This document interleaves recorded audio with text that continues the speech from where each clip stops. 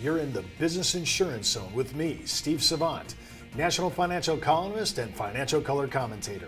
This week on The Biz, our personal performance series. And on today's show, taking charge of your emotions with sports psychologist and performance coach, Dr. Jack Singer. When it comes to life insurance, annuities, long-term care, disability, or group pension plans, we're the news you can use. Well, welcome everyone to the Business Insurance Zone. I'm your host, Steve Savant, and we're broadcasting live to a nationwide audience of financial advisors right here in Fountain Hills, Arizona, home of America's largest fountain. And today, day two with me, have Couch Will Travel, Dr. Jack Singer. Hey, nice Jack. to see you. Appreciate you being here. If you missed our show yesterday, honestly, don't watch the show yet. Hop back out to our site, www.brokersalliance.com. As soon as you come to our homepage, click on the red on-demand button, hit the archive, and watch yesterday's show because I think we're kind of building blocks. Right. And I think this would be very important. Today we're talking about taking charge of your emotions, and oh my gosh, I think I'm going to have to do a little role playing here today. If anybody is emotional and feeling oriented, it is me, and I feel good about my viewership, and I like what they're doing, but maybe I need to go through a little bit of therapy myself. And by the way, there's nothing wrong with going through therapy. No, not at all. There's a lot of good things about going through therapy as long as you go through it with a good therapist. Mm-hmm. Because like every other profession, there are good therapists, there are not so good therapists, you know? Well, Dr. Jack, the reason you're on here is because not only you're a good therapist, but you know, you've been on ESPN Sports, you've been on Fox Sports, on all these other media outlets dealing with high performance athletes. And to me, I couldn't get anybody else on here to talk and help us because we really want to move on in our practice. We want to know how to up our game and really move into a whole area of performance that really is fulfilling. And let's talk about that because taking charge of your emotions, people have bad days, we all do. And I might be, let's say, unhappy with my performance. Yeah.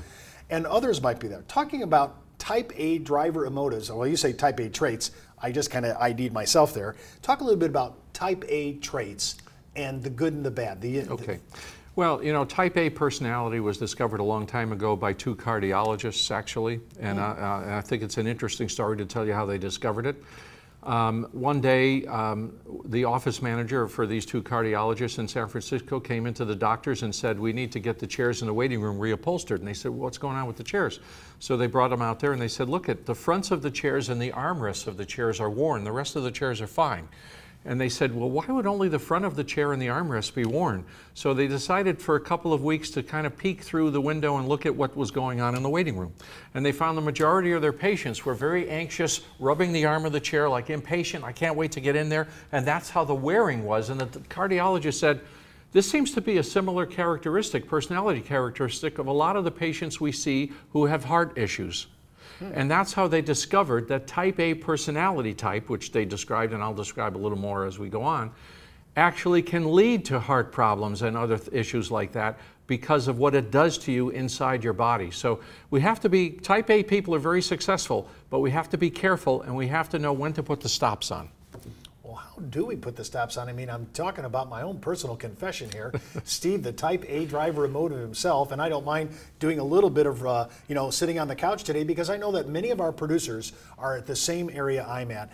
I do enjoy the conquering aspects of being a type A, right. But I also want to stay away from the things that can draw back and actually be counterproductive. Well, you know, when we talk about some of the traits, Steve, we talk about hurry sickness. Sometimes type A people will finish your sentence for you. I've never seen you do that, by the way. That's one trait you don't have, where people will finish your sentence because they want you to hurry up and get on with it. They think they know where you're going with it. They're impatient. Rapid speaking, which is a trait you do have, very rapid speaking, and sometimes people can't keep up with that. Competitive, win-lose kind of black and white thinking that you know, if I'm not hugely successful, I feel like a failure, like there's nothing in between. That's an unfortunate trait of some type A people. Finishing other people's sentences I already talked to you about, and certainly getting angry or irritable rather quickly when you don't get what you want when you want it is a trait. Like people who get upset if someone cuts you off in traffic. You follow the person to the exit and start yelling at the person. These are some extremes of type A behavior, because part of the whole issue of type A is wanting to control everything in your life, because the fear is if I can't, I'll lose it all. Now, what's the root of that, though? I mean, you know, this is the outward manifestation. What's causing this? The root of that almost always comes from some kind of a childhood scenario where mom or dad or neither gave you the right time of day. It was never quite good enough, and you just kept trying harder and harder and harder to get their approval. And the sad thing is that many times the parent will die before ever saying you really were okay.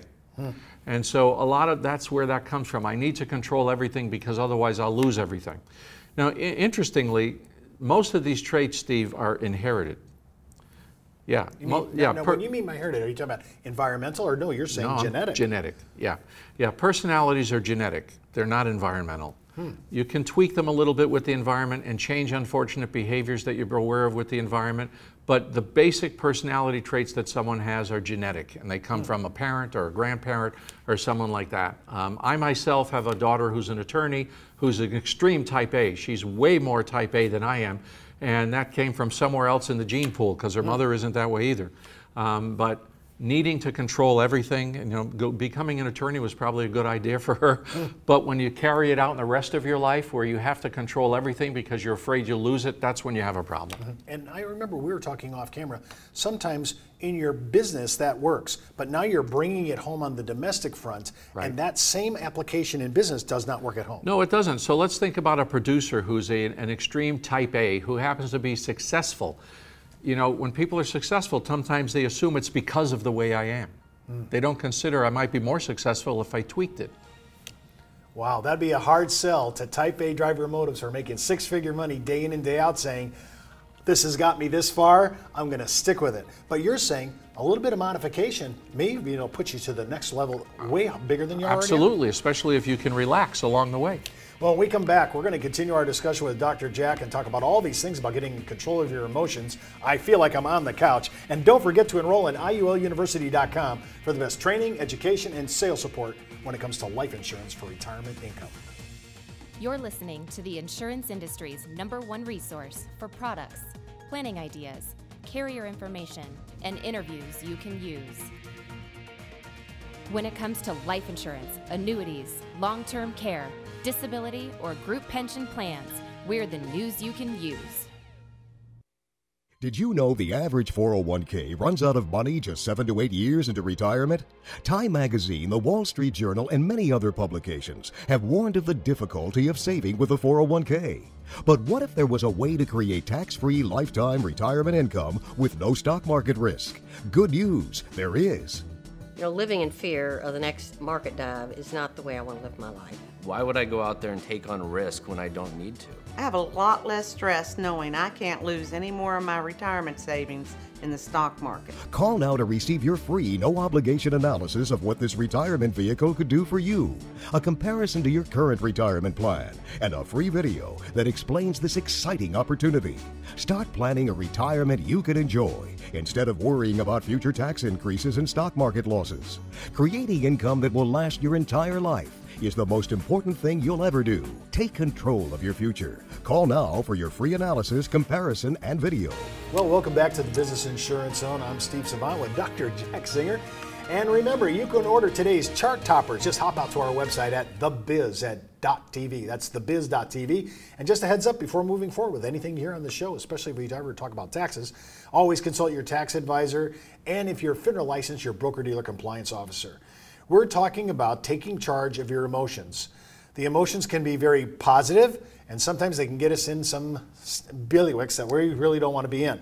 When we were talking about the things we talked about first half, I go, okay, you've ID'd the problem.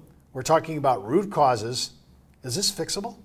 It's very fixable. In fact, the two doctors who wrote the original book, Type A Behavior in Your Heart, wrote another book on fixing type A behavior in your heart. It really is all about the ways you can modify your behavior in a way that won't get in the way of your business performance, but will allow you to relax and quit turning on that nervous system that'll affect your immune system. So there are many ways you can tweak these traits without having to change your personality. You know, a lot of times people come to me and say, well, I'm having a lot of trouble, but I don't want to have to change the way I am. I say, you don't have to change the way I am. You just have to understand what the issues are and tweak a few things, and we can learn to do that. Well, if I'm thinking about some of the processes to walk into through, what would be like my first entry level? Well, first of all, I guess identifying it would be the biggest one. Right. Yeah, most people don't know what the problem is. They just feel tense, irritable. They're having arguments at home, you know, and it could be anybody. I deal with physicians who have these problems as well as athletes and producers and financial planners. And so I start talking to them about various things in their lives and what they need to control and things like that. And it's only within the first session I can tell them whether they seem to have type A behaviors.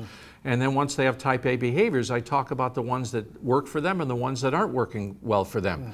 You know, an example comes to mind of a surgeon who said, I don't think there's anything wrong with me, but my wife said I need to go see you. So I said, well, okay, why do you suppose she said that? And he said, well, you know, if someone doesn't hand me the instrument that I want when I want it, I'm liable to throw a scalpel at that person, but doesn't everyone do that?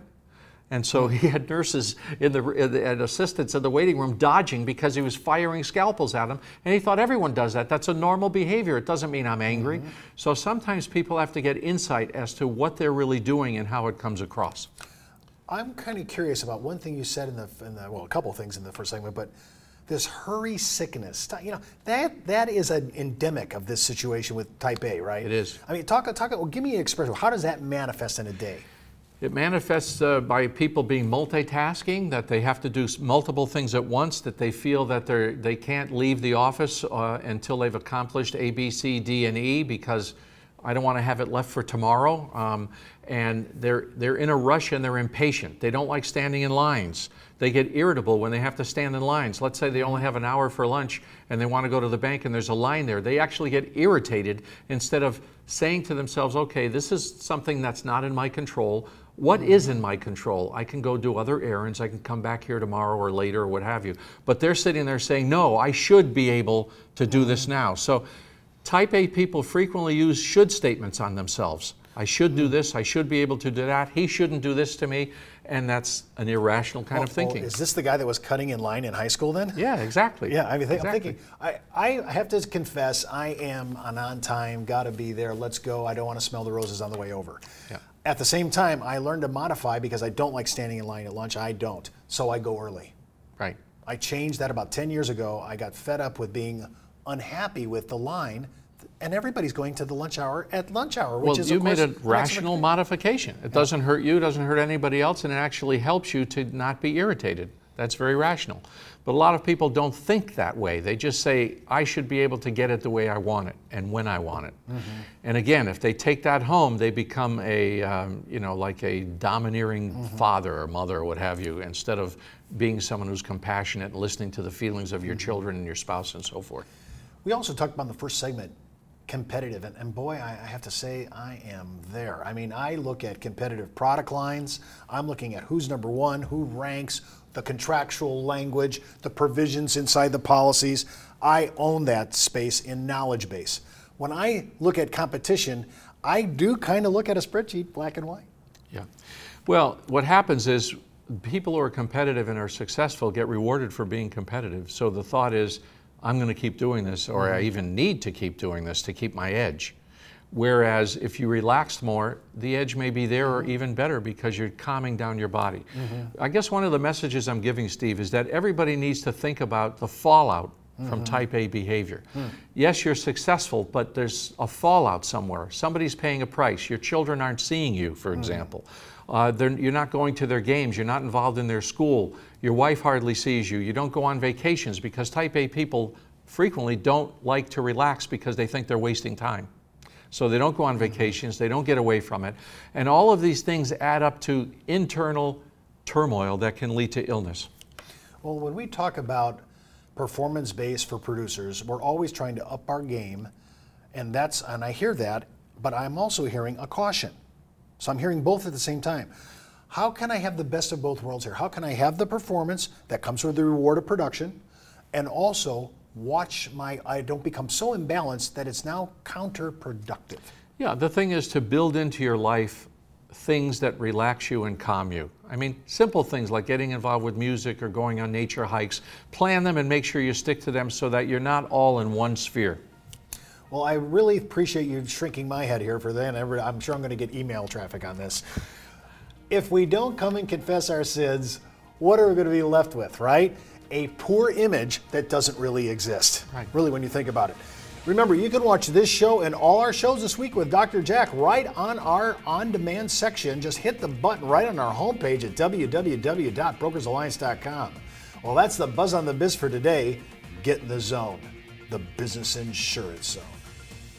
You're listening to the insurance industry's #1 resource for products, planning ideas, carrier information, and interviews you can use.